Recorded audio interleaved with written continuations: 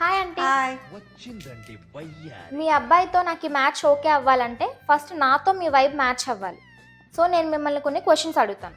అడుగు. మీ అబ్బాయికి వంట వార్పు వచ్చా? మా అబ్బాయికి అన్నీ వచ్చు, చిన్నప్పటి నుంచి అన్నీ నేర్పించాను, వంట వార్పు అన్నీ వచ్చు. మనకు కావాల్సింది కూడా అదే ఆంటీ. మీరు మంత్లీ ఎన్నిసార్లు షాపింగ్కి వెళ్తారు?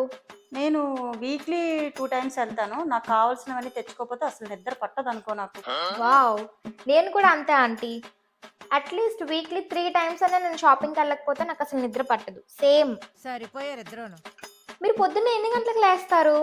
మార్నింగ్ 10-10:30కి లేస్తాము.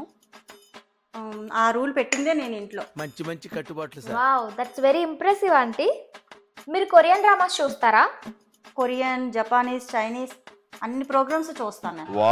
వావ్ ఆంటీ, మీరు చాలా అప్డేటెడ్ గా ఉన్నారు. మరి ఉండాలి కదా. నైస్.